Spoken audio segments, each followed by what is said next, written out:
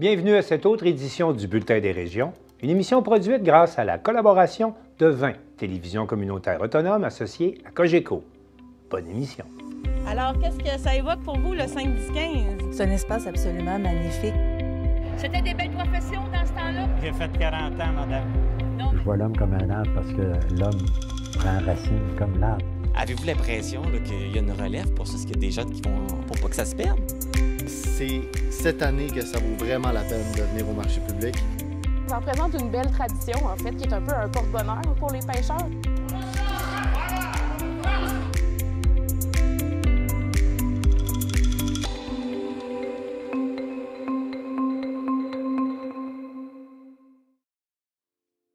Au sommaire pour vous cette semaine, en Haute-Côte-Nord, au nord de Forestville, Hydro-Québec n'attendra pas la confirmation de nouveaux barrages ou de parcs éoliens pour améliorer son réseau de transport d'énergie. Le ministre fédéral de l'Environnement, Stephen Guilbeault, donne jusqu'au 1er mai au gouvernement du Québec pour déposer sa stratégie de conservation des caribous. À Donnacona, le 213 est une maison de chambre avec animation communautaire pour les personnes à risque d'itinérance. À Thetford, la mobilisation des citoyens porte fruit. C'est la ferme Jerry à Val-Brillant qui a remporté le prix Hommage Gérald Delavoye, décerné lors de la Semaine de l'agriculture matapédienne. À Princeville, une soirée micro-ouverte où les femmes immigrantes témoignent de leur réalité. À Newport, la résidence d'artistes Le Germinal offre la quiétude aux artistes afin de leur permettre de se concentrer sur la création. À Vaudreuil-Dorion, les locaux de parrainage civique abritent la troupe de théâtre adaptée Les Pas pour rire. Mais pour commencer cette émission, on va se rendre à Forestville, où Joanie Godreau de la Télévision du Littoral nous apprend qu'Hydro-Québec n'attendra pas la confirmation de la construction de barrages ou de parcs éoliens pour augmenter considérablement la capacité de transport d'énergie de son réseau. Même s'il n'y a pas de projet confirmé pour une nouvelle source d'énergie renouvelable dans le secteur, comme l'assure la conseillère en relation avec le milieu chez Hydro-Québec, Andréane Jean, la société d'État doit prendre les devants. La première étape, mentionne la porte-parole, est de faire évoluer le réseau pour lui permettre d'éventuellement intégrer de nouveaux mégawatts. Aujourd'hui, c'est chose impossible pour le réseau électrique. Hydro-Québec prépare donc la phase 1 pour permettre au réseau d'être prêt à intégrer une nouvelle source d'énergie renouvelable. Même si des rumeurs circulent à l'effet qu'un projet éolien s'en vient au nord de Forestville, Andréane Jean l'affirme haut et fort. Il n'y a pas de projet, de partenariat ou de modèle confirmé, mais il y a un potentiel de vent connu dans le secteur de la Haute-Côte-Nord, dévoile-t-elle. Le projet, qui comprend 2 nouveaux postes électriques, soit un poste de transformation à 735-315 kV et un poste de sectionnement à 315 kV, ainsi que des lignes de raccordement au réseau existant, en est à ses balbutiements. Leur mise en service est prévue pour 2030 selon l'échéancier déterminé par Hydro-Québec. Le projet s'inscrit dans un contexte de croissance énergétique du Québec. Hydro-Québec a déjà plusieurs projets et appels d'offres en cours qui vont répondre à une partie de cette croissance énergétique-là pour les années 2027, 2028 et 2029. Donc, pour certains projets structurants, il peut s'écouler plusieurs années entre le moment où le besoin est identifié et la mise en service du projet. Donc, c'est pour ça qu'on doit commencer la planification dès maintenant pour être sûr que le réseau de transport soit prêt à accueillir des nouvelles sources d'énergie à l'horizon 2030. Le début des travaux pour les postes et les lignes est prévu pour 2027. Pour ce qui est des travaux préparatoires, Hydro-Québec a identifié l'année 2026. Mathieu Labbé, ingénieur dans l'équipe conception du réseau principal, explique pourquoi ces 2 nouveaux postes sont importants pour l'avenir du réseau de la Haute-Côte-Nord. Donc, si on regarde plus attentivement le réseau de transport de la Haute-Côte-Nord, on remarque certaines lignes à 735 kV en mauve et certaines lignes à 315 kV en vert. On voit aussi la localisation des centrales de Berzimis 1 et de Berzimis 2.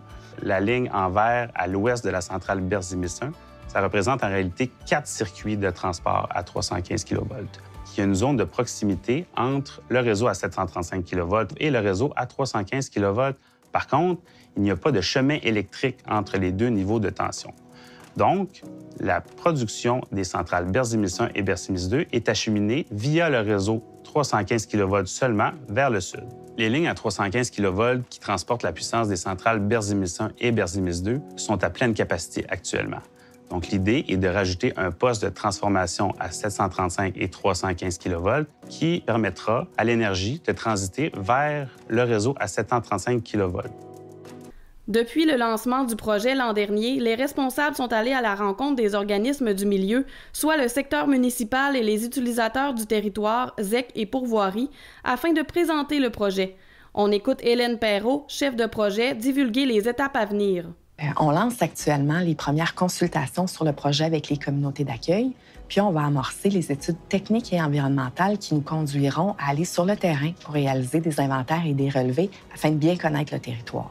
Les communautés seront consultées à chacune des étapes, l'objectif étant de préciser, au fil des mois, les emplacements de postes et les tracés de lignes qui sont les plus prometteurs. Une fois l'avant-projet complété, nous devrons obtenir les autorisations gouvernementales pour procéder à la réalisation des travaux de construction. Donc, une fois les permis obtenus, on peut se mobiliser au terrain puis réaliser les travaux, ce qui s'échelonnerait dans ce cas-ci sur une période d'environ 3 ans. Les coûts du projet ne sont pas encore estimés par Hydro-Québec. En termes d'emploi, les chiffres ne sont pas fixés non plus, mais de belles opportunités seront créées pour les citoyens et entreprises de la région. Les nouveaux postes électriques ne comprendront pas de bureau permanent. Des employés le visiteront régulièrement pour leur exploitation. Joanie Godreau, à Forestville.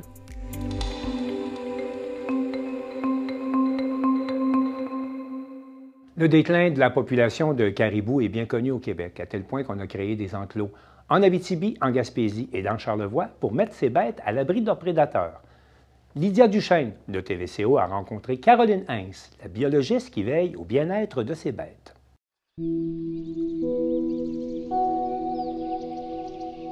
Le déclin de la population des caribous et montagnards est un fait bien connu depuis plusieurs années.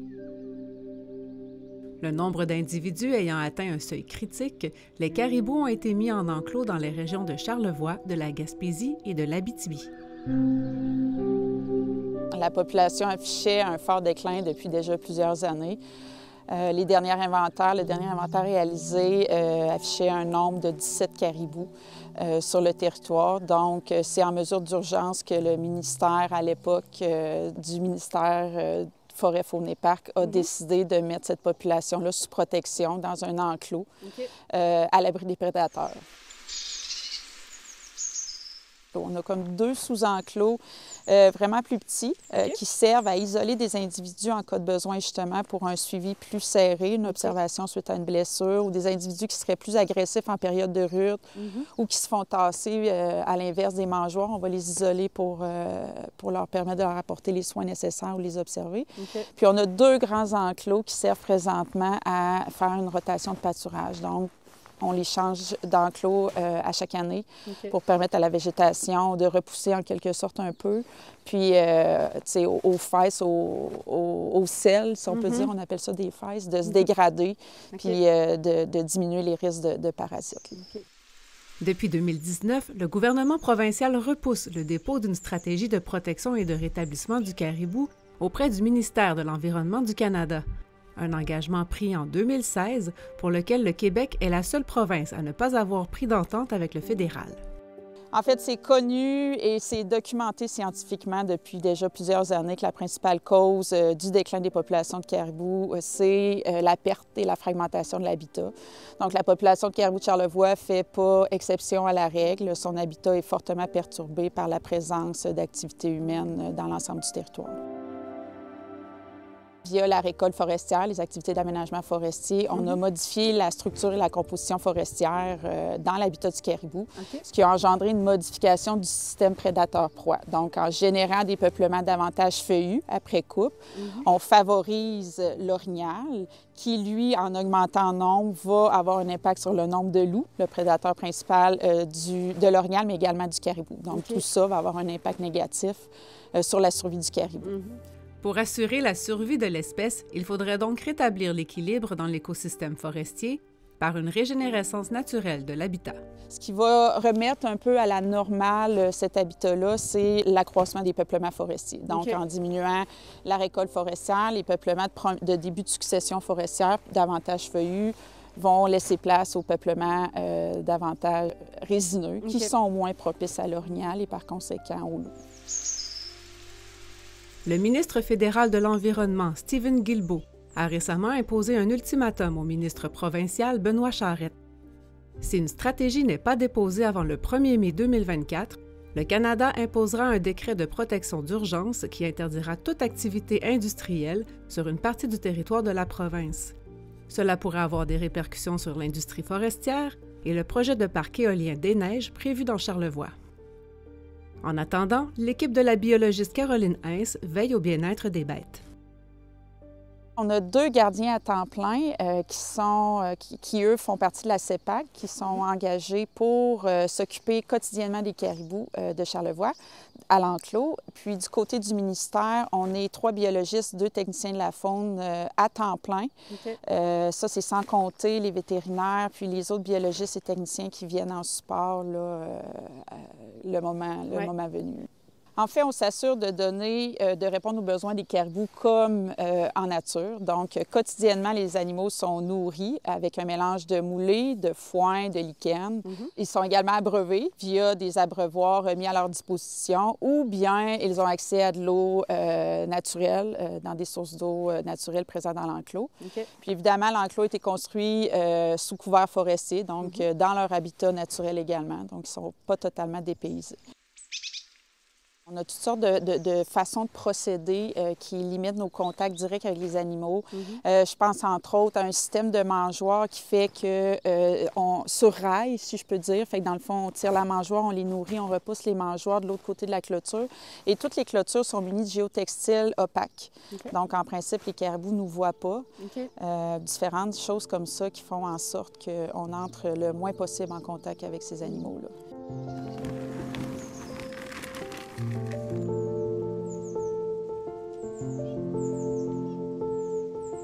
Si du côté de la Gaspésie, la survie des faons est préoccupante, la population de Charlevoix, quant à elle, semble sur une bonne voie. Elle se porte très bien. On est agréablement surpris des résultats. C'est 16 individus qui ont été mis en enclos en 2022. Okay. De ces 16-là, il y avait 12 adultes. On a eu 5 naissances cette année-là. L'année passée, c'est 12 naissances qu'on a eues. Donc, on est rendu à 30 individus là, en excluant 1 ou 2 mortalités de causes naturelles standard. Okay. Donc, c'est 30 individus qu'on a présentement. On a presque doublé la population en 2 ans.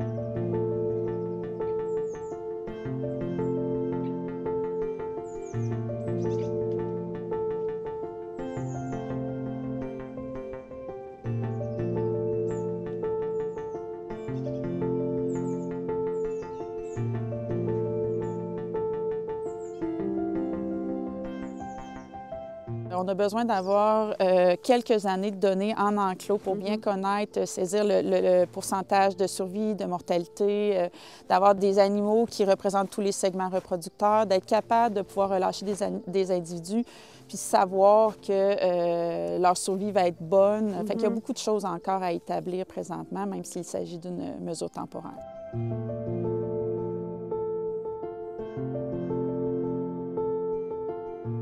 La collecte de données sur l'état de santé des animaux et leurs habitudes de vie se fait essentiellement de façon visuelle. Des colliers de télémétrie sont utilisés seulement pour retracer les individus dans l'enclos de 20 hectares. On a des caméras trappes, des caméras qui prennent des photos dans l'enclos d'alimentation, dans le site d'alimentation. Donc, quand les individus viennent se nourrir, dès qu'ils passent devant la caméra, on prend des photos. On est capable de suivre leurs conditions, entre autres, comme ça.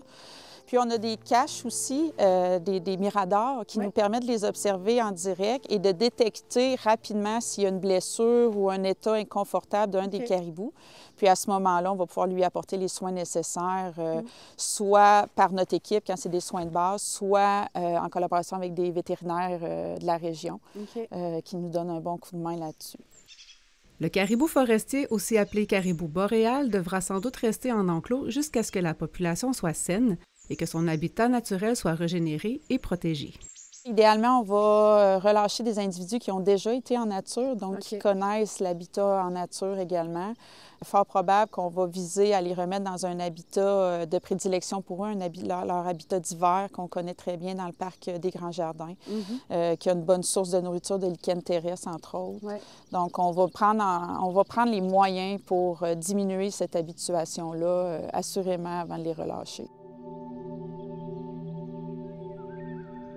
Une population de 100 individus qui se maintient dans le temps, qui a un bon taux de recrutement, c'est-à-dire le nombre de jeunes par année est environ de 15 % et ces choses-là, ces paramètres-là, si ça se maintient dans le temps, on a une population saine. Rappelons qu'à l'été 2022, le gouvernement du Québec s'est engagé à agir et à protéger 65 % de l'habitat critique du caribou. La saison des feux de forêt étant à nos portes, espérons maintenant qu'ils s'en sortiront aussi bien que l'année dernière.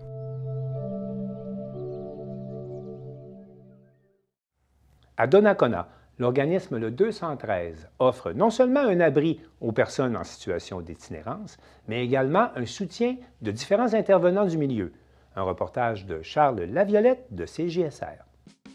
Pour répondre aux enjeux de logement dans Port-Neuf, un nouvel organisme offrant des logements sociaux a ouvert ses portes au 213 rue Notre-Dame à Donnacona. Le 213 a reçu sa première locataire en 2022 et affiche aujourd'hui complet puisque les 14 chambres sont occupées. Les locataires âgés de 18 ans et plus bénéficient sur place du soutien d'intervenants et peuvent participer aux activités communautaires qui se tiennent sur place. L'ouverture de la nouvelle maison d'hébergement a été annoncée en 2018. Malgré cette initiative du milieu, on constate depuis quelques années une baisse de l'accès au logement et une hausse de l'itinérance au Québec et dans Port-Neuf, et le 213 répond à cet enjeu. Nous avons rencontré Annie Cyr, coordonnatrice de l'établissement, qui a annoncé une prochaine inauguration officielle du 213.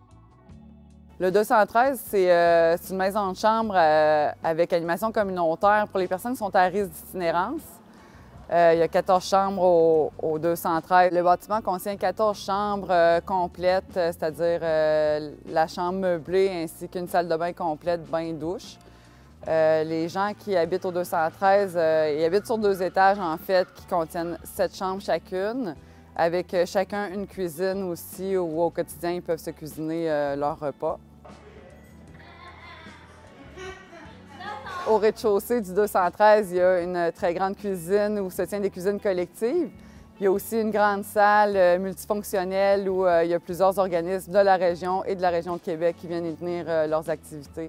Comme là, aujourd'hui, on est mercredi, c'est la soupe du voisinage qui est préparée par le plateau de travail de l'Arc-en-Ciel. Ils font de la nourriture chaque mercredi au 213. Puis elle est envoyée à la Saint-Vincent-de-Paul, ici à Donnacona, pour être distribuée dans les distributions alimentaires du mercredi et du vendredi. Le comité de gestion du 213 est composé de Clés en main, l'Arc-en-Ciel, le CIUS et l'OMHGP, qui est propriétaire du bâtiment. Pour accéder au 213, les critères de sélection, il faut être réputé vivre dans Port-Neuf depuis 2 ans. Il faut avoir un suivi déjà avec un organisme référent. Puis, il faut être actif. Il faut avoir un projet de vie sur lequel on travaille activement. Il faut aussi être âgé de 18 ans et plus. En 2014, il y avait un projet ici qui s'appelait l'Autre quartier, qui a fermé ses portes. Puis assez rapidement, les gens, les organismes concernés là, par les habitations se sont rendus compte qu'on se retrouvait avec un trou de service. Et très rapidement, là, ils se sont mis sur le développement du 213 là, pour pallier justement au manque de logements sociaux qu'il pouvait y avoir pour les personnes seules, les personnes adultes de 18 à 50 ans ou qui n'avaient pas de ressources là, destinées à eux. Là. Le 213, c'est dans la lignée des programmes Accès Logis. Puis on reçoit un financement aussi VCS, un financement du CIUS vers un chez-soi, qu'on appelle dans le jargon, on l'appelle le VCS. C'est ce qui finance plusieurs ressources là, en hébergement ou en itinérance. Depuis les dernières années, dans Port-Neuf, je pense qu'on note un besoin grandissant en hébergement, en logements sociaux. Le 213 répond à un besoin visiblement là, important parce qu'on est plein depuis plusieurs mois déjà et je vois que ça ne diminuera pas. On est à l'affût des besoins qui sont en augmentation dans Port-Neuf au niveau de l'itinérance. Il y a présentement un portrait qui est en train de se faire face à ça. Il y a des différentes actions aussi qui sont en train de se mettre en place là, pour qu'on garde notre monde aussi dans la région. Partir à Québec, là, dans un centre ou dans un hébergement d'urgence à Québec, Les gens de la région sont moins familiers à ça, fait qu'on essaie de les garder, ultimement, là, de les garder dans la région puis de s'en occuper chez eux.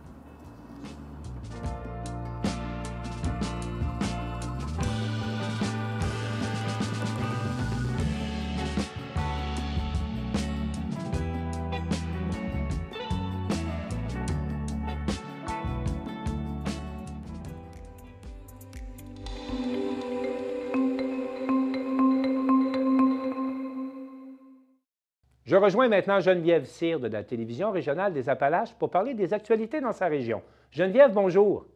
Bonjour. Geneviève, parlons tout d'abord de la finale de Cégep en spectacle qui s'est déroulée chez vous. Oui, en fait, ça a eu lieu, dans le fond, le 23 mars dernier. Oui. Donc, c'était dans le cadre là, de la 45e édition là, de Cégep en spectacle. Donc, c'était la finale là, régionale.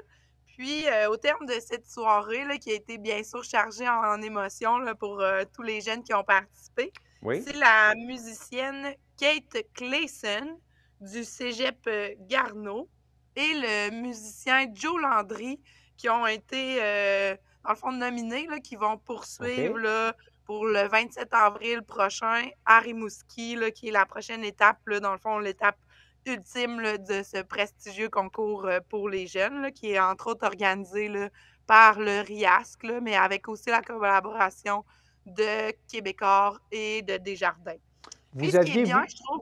Oui, on vous écoute. Qu'est-ce qui est bien? Ce qui est bien, c'est que chacun des jeunes qui participaient là, ont pu mettre la main là, sur une bourse. Donc, c'est quand même là, une belle reconnaissance là, pour tous ceux qui ont participé à ce concours-là.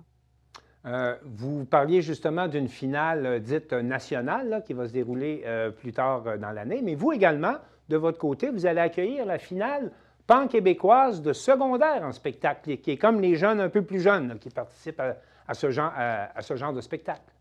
Oui, effectivement. Là, dans le fond, c'est une organisation qui est présentée là, par Nous TV. Okay. Ça va se tenir du 30 mai au 2 juin prochain. Donc là, ils ont fait l'annonce de leur tête d'affiche. Dans le fond, on a Émile Bilodeau qui est là, Marco Emma et Ariane Roy. Marco Emma, entre autres, là, est un artiste qui se distingue là, présentement au niveau international, mais il est originaire là, de la région de Thetford. Donc, on est bien fiers. Là. Nous, on l'a connu sous son vrai nom et maintenant, là, les gens le connaissent sous son nom d'artiste. Puis, pourquoi ils font l'annonce aussitôt? Bien, c'est qu'ils sont à la recherche là, de bénévoles, en fait, là, pour venir soutenir cet événement d'envergure-là, parce que on va recevoir là, 876 jeunes et adultes accompagnateurs là, qui vont être hébergés, entre autres, là, à la polyvalente de Thetford. Puis, il va y avoir 16 régions administratives qui vont être représentées.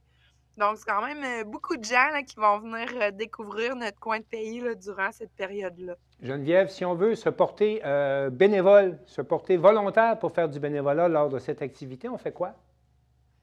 Ben, il faut se rendre, là, dans le fond, ils ont un site Internet. Là, dans le fond, si on va sur le site Internet du Rendez-vous Pan-Québécois, on retrouve toutes les informations là, pour devenir bénévole là, à ce moment-là. Sauf que nous, on est souvent une municipalité là, qui se mobilise beaucoup. Donc, par exemple, quand on avait organisé la dernière finale des Jeux du Québec, on a dû refuser des bénévoles parce qu'on avait eu trop de noms là, de gens qui étaient prêts à C'est rare, ça. Effectivement.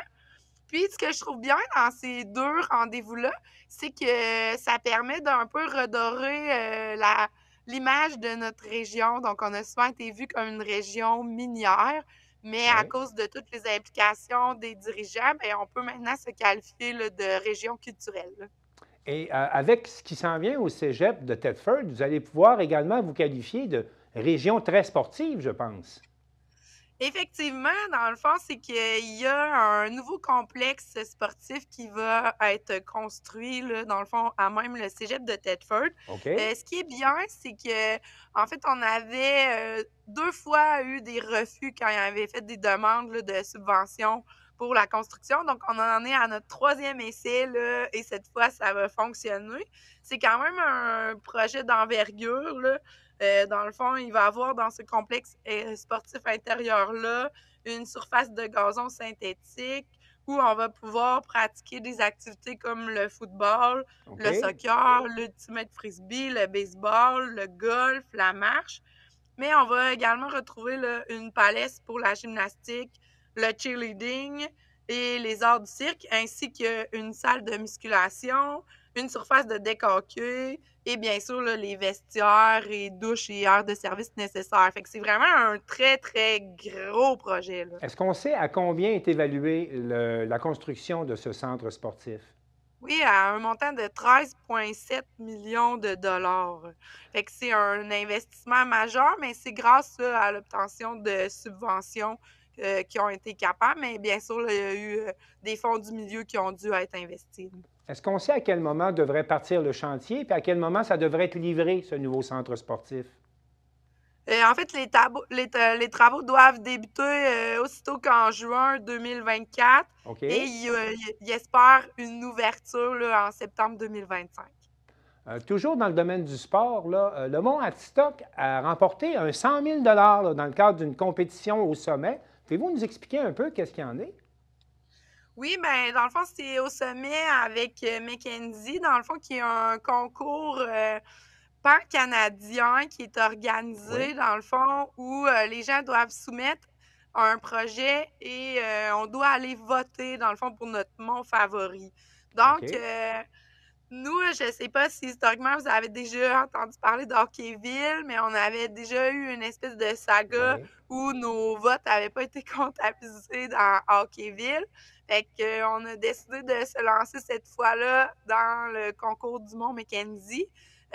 Au départ, ils ont même douté encore une fois de nos votes parce que comme on est une petite communauté, on réussit souvent à se mobiliser beaucoup plus rapidement que d'autres sommets, exemple le Mont-Saint-Anne. Donc, ça nous... heureusement, là, nos votes ont été vérifiés et tout était valide. Donc, ça a permis, en fait, au Mont Atistoc de remporter ce concours-là parce que, entre autres, l'équipe de ski du Mont Atistoc des jeunes ont investi beaucoup de temps là, pour motiver la communauté à voter.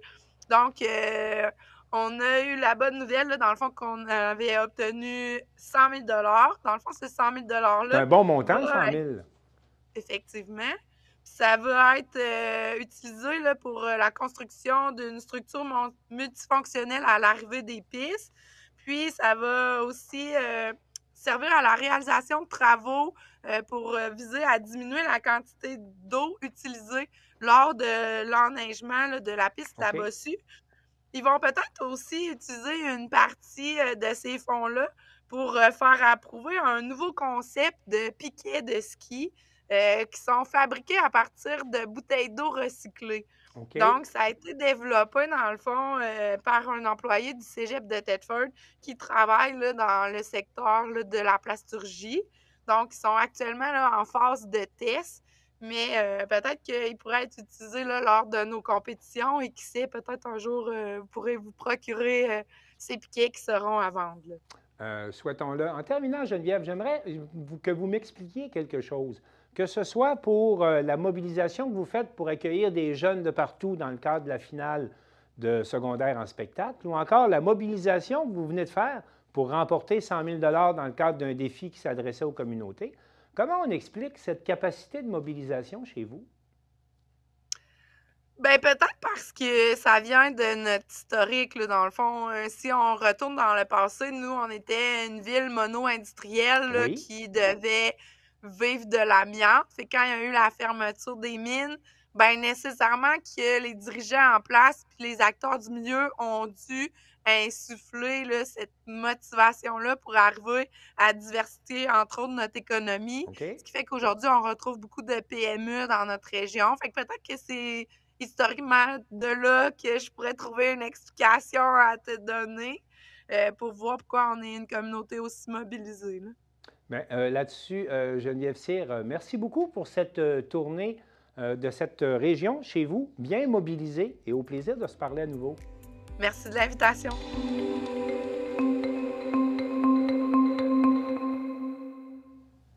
Marc Baudouin de la télévision de la Matapédia rencontre Audrey Hamel qui a remporté récemment le prix Gérald de Lavoie décerné dans le cadre de la Semaine matapédienne de l'agriculture.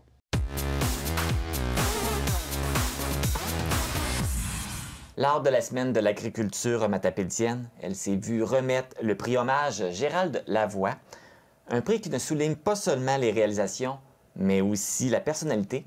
Il s'agit de Audrey Hamel de la ferme Djéré à Valbriand. Bonjour Audrey. Bonjour. Ça va bien? Oui. On t'a choisi pour te remettre le prix hommage Gérald Lavoie. Comment tu as appris que c'est toi qui étais la récipiendaire de ce prix-là? C'était lors du brunch conférence qui avait lieu là, lors de la semaine d'agriculture.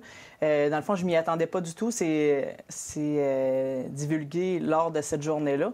J'étais vraiment très surprise. On dirait que quand on est dedans, on s'en rend pas compte de ce qu'on fait peut-être des fois. Puis là, d'avoir cette reconnaissance-là, ça fait du bien. Ça fait vraiment du bien. Fait que tu n'avais aucun indice que ça pouvait être toi? Non, c'est ça, aucun indice. Ils nous ont pas appelés pour nous préparer mentalement fait que là, ça a été, à recevoir ça. Ça a été la surprise totale. Ça a été la surprise totale. Bon, fait que sur ce point-là, ça a marché. Ils oui. t'ont surprise. Oui. Comme je mentionnais, c'est pas un prix qui est donné juste en fonction des réalisations, mais aussi au niveau de ta personnalité, ta capacité d'écoute, ta capacité d'entraide. Donc, c'est quand même important. C'est un beau prix, là. Oui, c'est vraiment touchant. Comment tu te sens de recevoir un prix comme celui-là? Sur le coup, j'étais comme sans mots. J'avais de la misère à énoncer comment que je le vivais parce que c'était non seulement un prix pour dire hey, merci, tout ça. Le fait que c'était le prix Gérald Lavoie, parce que Gérald, ça a été quelqu'un d'important pour moi. Puis que ce soit, cette reconnaissance-là, ça m'a vraiment, c'est venu vraiment me chercher, ça m'a touché, là. C'est un beau prix, je comprends. C'est vraiment... As-tu toutes les formes qui sont données? As-tu toujours été dans l'agriculture? C'est-tu quelque chose que tu as toujours voulu faire? Oui, moi, mon père avait une ferme là, quand j'étais jeune. Puis j'ai étudié en agriculture. J'ai fait mon cours au cégep de Matane en agriculture. Puis j'ai rencontré mon conjoint là, par la suite. Puis lui aussi, il avait déjà une entreprise avec ses parents. Donc, on a pris le relève là, en 2010 de l'entreprise à Valbriand. C'est une passion. Oui. En plus d'aimer ça, tu le transmets aux autres. Oui. Tu as un programme avec les jeunes qui s'appelle le projet d'éveil du monde bioalimentaire des jeunes de Valbriand. Oui. En quoi ça consiste, ce projet-là? Ça a commencé parce que quand ma fille elle a rentré à l'école en maternelle, la professeure nous avait demandé s'il pouvait venir nous visiter à la ferme. Puis, sur le coup, j'étais vraiment contente parce que je suis quelqu'un qui verbalise quand même bien les choses. Donc, ils sont venus, on a préparé une visite de ferme avec les maternelles de Valbriand. Puis par la suite, les gens ils ont dit « Hey, on aimerait ça nous autres aussi ». Puis ça a comme fait boule de neige. Les gens, ça les intéressait. Puis l'effervescence que ça me procurait de montrer aux enfants vraiment c'est quoi l'agriculture, puis le beau côté de l'agriculture, parce que des fois, à la télévision, c'est ce qui nous arrive de pas bien, ça va pas bien financièrement, tout ça. Puis je voulais dépeindre le côté passion, puis qu'est-ce qui est beau de l'agriculture. Puis les enfants, c'est comme des petites éponges. Puis je me rendais compte que c'est important que la petite relève de gens comprennent c'est quoi la beauté de l'agriculture, parce que c'est eux autres qui vont être les consommateurs de plus tard. Oui. C'est de bien manger des choses saines, que ça soit pas des choses qui viennent toujours du Mexique, des choses comme ça, de manger local. C'est pas juste c'est quoi un mouton, c'est l'importance d'encourager les producteurs locaux. C'est beaucoup ça qu'on essaie de transmettre avec ça. Puis ça permet de préparer aussi la relève, comme tu dis. Avec la pénurie de personnel, c'est difficile dans les milieux. Est-ce que tu remarques que dans le milieu de l'agriculture, la relève se fait de plus en plus rare aussi? Oui, énormément. Puis de la main-d'œuvre qualifiée, là, ça court pas les rues, là, parce que avec les années, les entreprises ont beaucoup changé. Entre qu'est-ce que mes grands-parents ont pu vivre quand ils étaient en production versus nous autres aujourd'hui, la technologie, la grosseur des entreprises a vraiment beaucoup... c'est pas juste je vais faire ça tout bonnement, ça me tente de faire ça. C'est complexe. Ça prend des gens qui connaissent ça un petit peu. Parce que oui, on fait l'école, on leur montre, mais ça prend un petit bagage parce qu'on travaille avec du vivant puis on travaille avec des infrastructures qui coûtent cher. Là. Fait que, ça a un impact. Là. Cette difficulté d'avoir la relève, est-ce qu'elle se fait ressentir aussi dans la Matapédia? Oui, parce que même dernièrement, il y a eu la manifestation à Rimouski, puis ça nous faisait en parler, c'est que oui, nous autres, on a des enfants. Oui, on espère qu'il y ait cette passion-là, mais en même temps, oui et non. Parce que, c'est difficile, puis des fois, on ne veut pas faire vivre ça nécessairement à nos enfants. Même, on se questionne, notre relève, est-ce qu'on veut qu'ils prennent un chemin difficile comme ça? C'est sûr qu'il y a d'autres domaines là, qui c'est difficile, mais avec du recul, est-ce qu'on souhaite à nos enfants de vivre le contexte économique qu'on vit actuellement? Mais est-ce que c'est beaucoup plus difficile aujourd'hui que ça l'était il y a quelques années? Oui. Ah oui, il y a vraiment une grosse différence. Oui. Puis, veux pas, il y a moins de gens aussi, il y a moins de relève. Là, les gens ils ont moins d'enfants, ça a un impact. Là. Donc là, on parle de la relève, mais on peut parler aussi des femmes. Tu es une femme en agriculture. Est-ce que, en gagnant ce prix-là, c'est le fun aussi de voir qu'une femme qui gagne un prix en agriculture? Oui. C'est un milieu que probablement était peut-être moins accessible pour les femmes. Est-ce qu'aujourd'hui, il y a beaucoup plus de femmes en agriculture, mais est-ce que c'est difficile pour les femmes de réussir dans ce milieu-là? C'est quand même difficile, mais je trouve qu'il y a une belle ouverture. On est un milieu où moi, je le ressens pas qu'il y a une différence entre les sexes. On est un milieu qui est beaucoup équitable. Fait que je te dirais que oui, c'est un milieu qui peut être plus difficile pour nous autres, les femmes, mais peut-être avec les intervenants autour de nous, plus qu'avec entre nous. Entre producteurs, là, il y a une belle solidarité puis il y a une belle équité entre les hommes et les femmes, moi, je trouve. Mais peut-être avec les intervenants, mettons des vendeurs, des choses comme ça, c'est là qu'on a un défi, nous autres, les femmes. Mettons, un vendeur de machinerie, il va avoir tendance à plus parler à notre conjoint, parler à notre père, des choses comme ça, plus qu'à nous. Puis ça, c'est quelque chose qu'il faut qu'il change. Bien, c'est une bonne voie. Oui. Je pense que c'est en bonne voie. Les femmes commencent à être de plus en plus présentes dans les milieux qui l'étaient moins aujourd'hui. Fait que, il y a du travail qui s'est fait, il y a encore du travail à faire. Donc, comme pour la relève aussi. Donc, est-ce que tu gardes un espoir favorable pour l'avenir en agriculture? Oui, je trouve que les femmes, ils travaillent beaucoup en équipe avec leurs conjoints ou leurs frères, des choses comme ça. À l'intérieur des entreprises même, je trouve qu'il y a une belle équité. Fait que ça me rassure parce qu'en vrai, c'est là qu'on travaille le plus. Là, les intervenants autour, ça peut changer. Mais je trouve qu'au sein des entreprises, ça, je trouve que c'est sa bonne voie. Vraiment, c'est bien. Là. Revenons à ton prix. Oui. Est-ce qu'il t'a été remis lors d'une soirée particulière?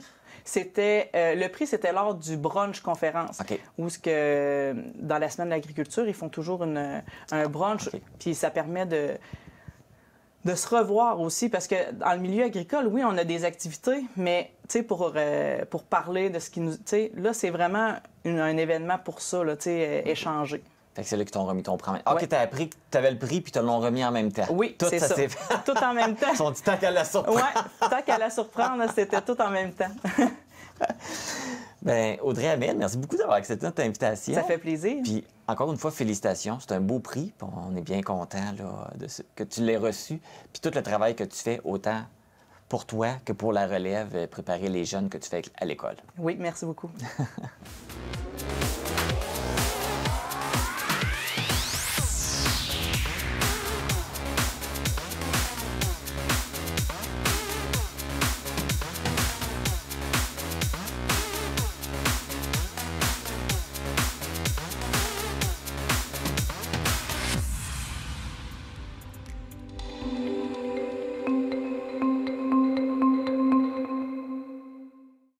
Sylvana Suarez de la télévision de l'Érable a assisté à une soirée micro ouverte à Princeville où des femmes immigrantes sont venues témoigner de leur expérience. On écoute son reportage. Mariela, est-ce que vous pouvez nous expliquer un peu la pièce de théâtre que vous venez de faire et pourquoi est-ce que vous avez interprété une femme comme ça? En fait, moi, je voulais montrer à la société québécoise qu'est-ce que les femmes immigrantes ressentent quand elles arrivent. Donc, en fait, je voulais expliquer qu'est-ce que ça veut dire les chocs culturels. Elle ne parle pas français. Même si elle veut s'inscrire à la francisation, elle a d'abord besoin d'une garderie pour son bébé. Ce n'est pas évident pour elle de se faire comprendre. À la pharmacie, à la banque, à l'épicerie, elle n'est pas capable. C'est quoi un choc culturel? Ça peut durer des années, ça peut durer des mois, mais si la salle était ébranlée, c'est parce que les femmes se sont reconnues toutes les femmes immigrantes se sont reconnues ce soir avec le monologue qu'on a réalisé. Et aussi, est-ce qu'on peut dire qu'après les années, l'expérience améliore? Est-ce que les jeunes ou les femmes réussissent à avancer dans ce pays? En fait, quand les femmes arrivent à mon bureau, moi je vois la détresse des femmes. Elles n'ont pas d'espoir quand elles arrivent à mon bureau. Puis, mon rôle, c'est d'ouvrir la porte pour que les femmes voient la lumière. La lumière dans le sens que ce n'est pas tout le temps que ça va être comme ça va être la détresse. On va voir les débuts, ça va être difficile, mais il faut être patiente, il faut être constante, il faut persévérer parce qu'on va les savoir, on va voir la lumière, puis on va être fiers de nous après des années. À chaque année, ça va être la lumière, puis la lumière, ça va être comme les caméras qui m'allument maintenant. Elle commence à voir la lumière au bout du tunnel.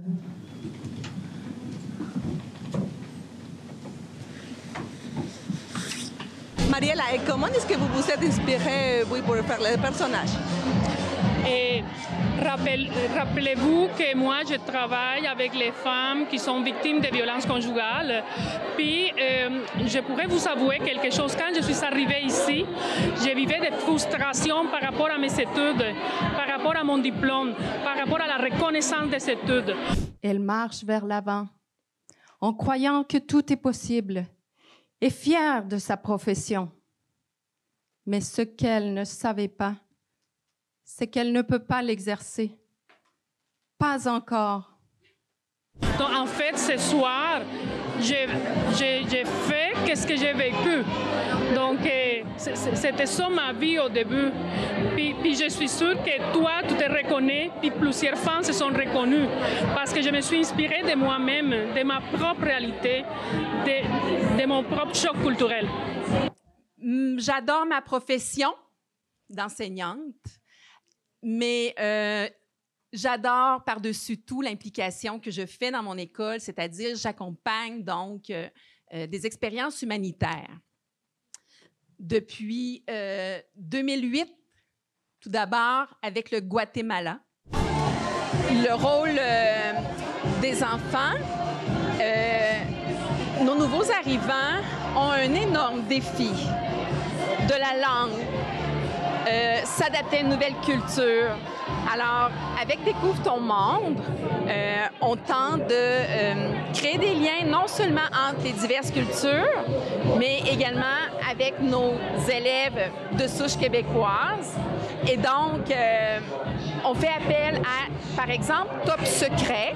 Alors, Top Secret est un groupe d'élèves de la polyvalente, 4e, 5e secondaire, reçoivent une formation dans le but d'apprendre à faire une écoute active, puis être capable également d'approcher, d'intervenir parfois pour un jeune qui souffre de solitude.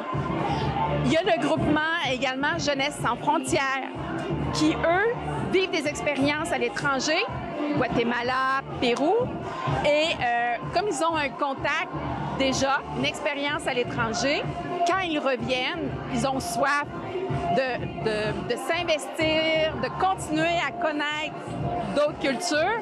Et donc, on fait appel à ces groupements particulièrement pour intervenir avec nos nouveaux arrivants. On fait des activités très simples. On va aller faire du patin, on va aller faire le ski de fond, connaître l'hiver, faire connaître l'hiver, aller jouer au quai, une randonnée en forêt. Mais ce sont des activités qui permettent aux jeunes de se mêler, de se connaître. Madame, et pourquoi c'est important la femme dans ce parcours, dans l'expérience? Pourquoi c'est important qu'une femme s'implique dans ce type d'expérience? Bon, alors moi-même en tant que femme, je vois les jeunes filles, nos jeunes filles qui, malheureusement, j'ai l'impression que parfois elles ne connaissent pas toujours leurs droits. Le droit de dire non. Et Et donc, faire en sorte que nos jeunes filles puissent s'affirmer, que les jeunes femmes nouvelles arrivantes découvrent toutes les possibilités qu'elles ont ici, dans le pays d'accueil, terre d'accueil. Et ça, c'est vraiment un pas essentiel de l'adaptation à la culture.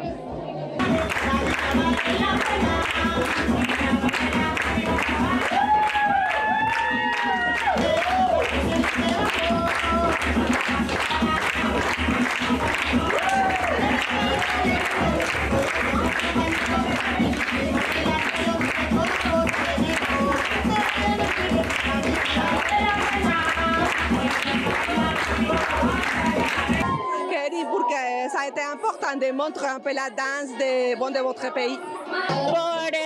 Pour le montrer à les Québécois et Québécoises qu'il ne faut pas lâcher et qu'il faut se laisser aller, mais aussi dire stop. Parce qu'aujourd'hui, on a fait toute la présentation de la danse. C'est pour toutes les femmes qui aujourd'hui ne sont pas avec nous à cause de la violence conjugale et à cause de que son chum ou son mari l'a maltraité. Parce qu'ils n'ont pas été capables de dire non, stop. Alors, c'est juste, tu te laisses aller, tu es capable, go, on fonce.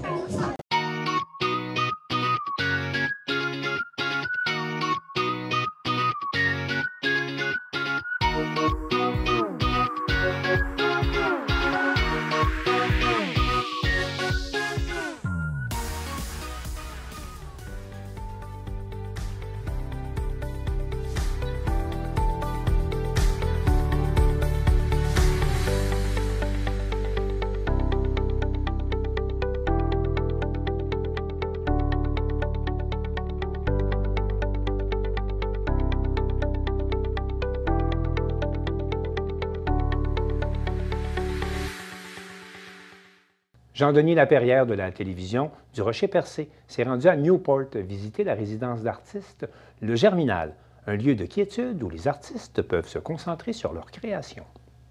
Une résidence pour artistes a ouvert ses portes il y a 1 an à Newport et déjà plusieurs artistes y ont séjourné et il y en a beaucoup d'autres qui seront présents cette année.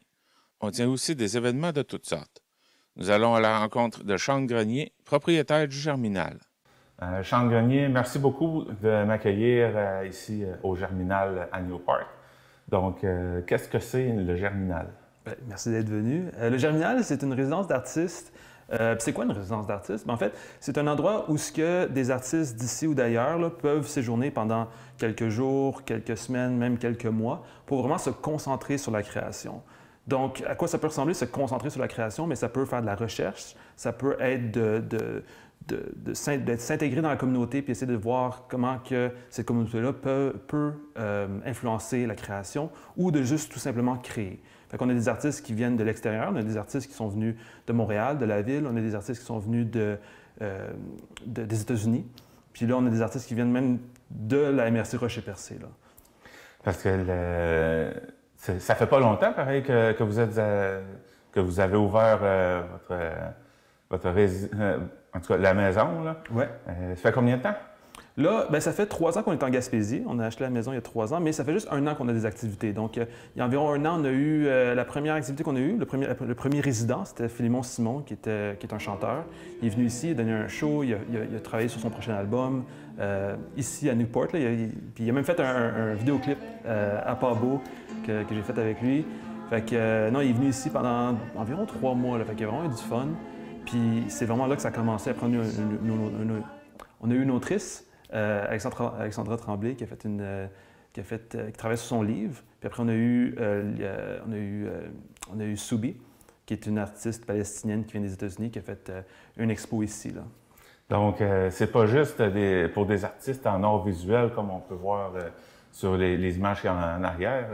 C'est tous les artistes qui font de la création, parce que tu viens de parler justement d'un auteur, chanteur qui est venu composer de la musique ici. Exactement. C'est vraiment ouvert pour tout le monde. Oui, c'est ouvert à toute forme d'art. On n'a pas vraiment de spécificité. La seule chose, c'est peut-être, tu sais, comme si quelqu'un joue de la batterie, mais tu sais, on essaie d'avoir quand même un espace paisible pour tout le monde qui habite ici, là, parce qu'en fait, tout le monde veut se concentrer sur la création, fait que c'est sûr que si quelqu'un joue de la batterie, ben c'est moins propice à la création, là, mais sinon, on est vraiment ouvert à toute forme d'art. OK. C'est quoi l'évolution du Germinal? Tu dis que tu as acheté le bâtiment il y a 3 ans, puis ça fait 1 an que le Germinal opère comme vous en parlez là. Ouais. Donc, c'est quoi son évolution? Comment ça a commencé? Ça a commencé, bien, en fait, on a acheté la maison ici, puis là, il y a eu quand même beaucoup de... On a tout peinturé au complet. On a tout vraiment aménagé pour que ce soit idéal pour des artistes, parce que je veux pas, quand des artistes qui viennent pour 1 mois, 2 mois, 3 mois, puis s'ils viennent de l'extérieur surtout, tu sais, s'ils viennent d'un autre pays, bien, il faut qu'ils soient accommodés le mieux possible, parce qu'ils se déplacent, tu sais, ils défraient quand même il y a quand même des coûts à défrayer pour venir jusqu'à Newport, là. Il n'y a pas juste aller à Montréal, là, prendre l'avion, il faut aussi qu'ils prennent l'autobus pour venir ici. Fait que je veux pas, on veut que ce soit, après un long périple jusqu'à Newport, bien, que ça soit le mieux accommodé pour eux possible. Fait qu'on a accommodé ça pendant quand même 2 ans, là, de peinturer pas mal, puis de monter des lits, puis de rafraîchir un peu le lieu, parce que c'est un lieu centenaire. C'est un lieu qui est sur le bord de la mer. C'est vraiment un lieu extraordinaire. C'est juste qu'on voulait le rafraîchir un peu là, pour qu'il soit un peu mieux accommodé là, pour les artistes. Bien, ça a quand même été long pour pouvoir monter votre projet. Oui, bien, c'est un gros lieu, hein? C'est un gros lieu. Il y a 6 chambres au total au 2e étage. Au 1er étage, il y a la galerie, comme vous pouvez voir ici. Il y a un petit espace à l'entrée qui est un espace d'accueil, puis un espace qui peut aussi être un espace galerie également. Il y a la cuisine qui est utilisée par les artistes qui sont en haut. Il y avait pas mal de choses là, à travailler. Au total, il y a 5 salles de bain dans la maison.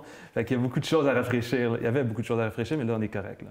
De créer un lieu comme celui-là, l'idée a parti de où? Bon, l'idée a parti de où? C'est une bonne question. Moi, dans la vie, je suis un YouTuber, je fais des vidéos sur l'histoire de l'art. Fait que c'est comme ça que je fais mon revenu, c'est comme ça que je gagne ma vie. Puis ce qui s'est passé, c'est que quand on fait des trucs en ligne, surtout, c'est qu'on a besoin comme d'une façon de le rendre tangible, de le rendre physique. Puis la façon de le rendre tangible, de le rendre physique, pour moi, de mettre en lumière des artistes, en mettre en lumière le travail des artistes, c'est en faisant une résidence d'artistes. Moi, mes grands-parents viennent d'ici. Moi, je ne viens pas d'ici. Moi, je suis né à Montréal, mais mes grands-parents viennent de Chandler puis de Port-Daniel. Fait que je suis venu où mes grands-parents habitent. Mon père habite ici aussi. Fait que, en venant ici, je me suis dit, c'est l'endroit idéal pour faire une résidence d'artiste.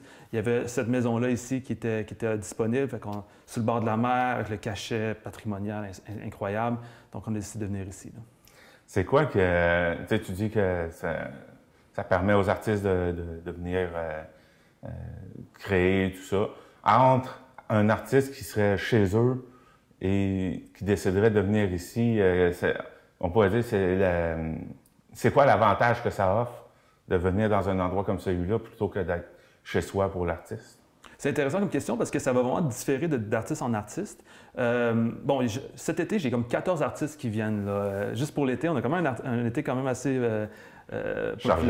Très chargé, oui. Mais c'est le fun. Mais il y a certains artistes qui, ils disent « Moi, je veux la tranquillité. Moi, je m'en viens sur le bord de la mer, en Gaspésie, je vais m'isoler pour la tranquillité. » Il y en a d'autres qui disent « C'est pas nécessairement la tranquillité que je cherche. Moi, c'est juste de sortir de mon quotidien. » Surtout quand ils habitent en ville. Il y a beaucoup d'artistes qui habitent en ville. Puis ils sont là, puis ils disent, tu sais, il y a du bruit, je suis tout le temps dans mes affaires, puis c'est difficile de sortir de ma tête quand je suis dans mes affaires. Ils disent, en sortant, en allant dans une place qui est vraiment faite pour la création, mais ça peut m'aider. Puis finalement, il y a du monde, comme il y a une artiste qui m'a contacté juste cette semaine, justement, qui me disait, moi, je veux avoir un contact avec les gens locaux, essayer de voir qu'est-ce qu'ils peuvent m'apporter, moi, à ma création. Fait que ça veut dire quoi être gaspésien? La réalité gaspésienne est extrêmement différente de celle de la ville. Je pense que les gens de la ville le savent, puis je pense qu'on le sait en étant gaspésien. Fait que l'idée, c'est de dire, est-ce qu'il y a des façons à travers lesquelles les artistes peuvent s'inspirer du vécu puis de la culture gaspésienne? Qu'est-ce qu'on retrouve d'autre ici? Fait qu'il y a la résidence d'artistes, dont j'ai parlé, mais il y a aussi des ateliers pour les artistes locaux. Ben, je dis local parce que c'est 2 femmes. Il y a Karine Leblanc de Grande-Rivière, puis il y a Luba qui vient de Pabot Mills. Donc, ces 2 artistes-là louent 2 ateliers dans le lieu. Fait que c'est le fun parce que, en fait, quand il va y avoir des résidences, quand il y en a, en fait, les artistes locaux peuvent interagir puis aussi parler avec les artistes qui habitent ici. Fait que ça crée déjà des connexions entre artistes de la Gaspésie puis entre artistes souvent de l'extérieur. Est-ce qu'ils sont permanents ici? Les deux artistes avec les ateliers, oui, ils ont tous les deux les ateliers depuis l'été passé. Là, fait que tant qu'ils ont besoin de ces ateliers-là, eux autres sont ici, sont ici pour rester. Donc, ça a été vos premiers locataires? Oui, en quelque sorte, oui. En fait, Philémon est arrivé un peu en même temps. Là, fait que c'est vraiment comme tout a commencé à arriver en même temps l'été passé. C'est là que ça a commencé à travers Philémon. Mais les autres sont ici plus de façon permanente. Là, fait que là, il y a les autres qui sont là, puis après, il y a les artistes qui font une rotation, là, puis ça crée en fait beaucoup de liens, puis je sais pas, là, d'échanges.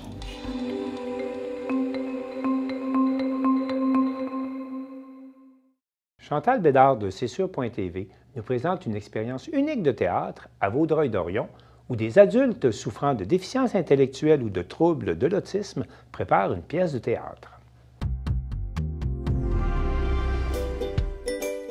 C'est dans les locaux de l'organisme du parrainage civique à Vaudreuil-Dorion que la troupe de théâtre adaptée Les Pas pour rire forme des étoiles pas comme les autres. Je suis avec la metteur en scène de la troupe de théâtre Les Pas pour rire, une pièce là, qui est assez spéciale. Comment elle s'appelle? Donc, ça s'appelle Disparition à l'Hôtel Versailles. Disparition. Et qu'est-ce qu'elle a de spécial, cette pièce-là, par rapport à d'autres? Bien, cette pièce-là, ce qu'elle a de spécial, c'est qu'elle a été créée à partir d'idées de chacun des comédiens qui fait partie de la troupe, donc du parrainage civique. Donc, chacun des personnages qui est pas une création originale, mais a été inspiré soit des personnages de la télé qu'on voit au quotidien, mais c'est chacun des comédiens qui ont choisi leur rôle. Donc, après ça, ça a été ensemble de créer une histoire qui permettait de réunir tous ces personnages-là. Donc, c'est très unique. C'est très unique, et aussi les personnages, les acteurs sont assez uniques dans la pièce. Ah oui, effectivement. Donc, c'est tous des adultes qui ont une déficience intellectuelle ou un trouble du spectre de l'autisme ou d'autres troubles aussi accompagnant ça. Puis, ils ont décidé de faire du théâtre adapté. Donc là, nous, on offre du cours de théâtre adapté justement au parrainage civique. Puis c'est ça. Là, on présente le fameux spectacle. Ça va faire 2 ans qu'on pratique là, ensemble. Là. Action! Le théâtre. Pourquoi que t'aimes ça, le théâtre? Parce que j'aime ça. Moi, j'aime ça faire rire les gens. Moi, j'adore le public. C'est ça que j'aime. Ouais. Mais moi, dans le fond, mon but, c'est de faire du théâtre aussi. Moi, j'aime ça aller ailleurs. Puis j'apprends beaucoup ici. Ça m'aide pas mal aussi. Puis t'es pas gêné, toi? Non, pas gêné. Pas du tout? Non. Non, c'est correct. Fait que les autres, ils vont faire comme toi, là. Ils vont être à l'aise et tout ça. Oui. Il y en a qui ont le trac. Comment vous le ressentez? Ben, c'est parce que moi, j'aime ça apprendre les émotions, le parc, tout ça. C'est drôle parce que tout le monde, quand on va sur le scène, le monde nous regarde. Puis là, ton rôle cette année, c'est quoi? T'as-tu un personnage? Saint-Rangel. Bienvenue au souper. On va faire semblant qu'on fait des choses. Le bœuf au bourguignon. Ouais. L'événement aussi, une levée de fonds pour l'organisme du parrainage civique. Parlez-moi un peu de l'organisme en tant que tel, sa mission. Oui, donc nous, on est un organisme communautaire qui offre des services à des enfants et des adultes qui vivent avec une déficience intellectuelle, trouble du spectre de l'autisme, avec ou sans déficience physique. Donc, on est là en maintien des acquis, l'inclusion sociale, grosso modo, là, c'est ça. L'apprentissage de la pièce. N'importe quelle personne, qu'elle soit handicapée ou pas, apprendre par cœur des mots, des phrases, son rôle. C'est effectivement pas évident. Puis j'ai le goût de vous dire qu'on rajoute un défi avec notre clientèle parce qu'ils ont leur texte à se rappeler. Mais on dirait qu'ils veulent aussi se rappeler de l'ensemble de la pièce. Donc, des fois, ils se mélangent entre ce qu'eux ont à dire puis ce que les autres doivent dire ou doivent faire. Apprendre par cœur, c'est vraiment à force de répéter. Puis c'est très, très constant. Ça se suit aussi. Puis ils ont été énormément impliqués. Ils ont choisi leur personnage. Ils ont choisi leur nom de personnage. C'est ce que Bianca valorise énormément. Donc, sont impliqués. C'est pas quelque chose qui ont été imposés. Donc, pour eux, c'est une partie de plaisir à apprendre tout ça. Là. Et la pièce va avoir lieu à quel endroit? Donc, c'est la salle Paul-Émile Meloche à la Cité des Jeunes. Le spectacle aura lieu le samedi 13 avril 2024.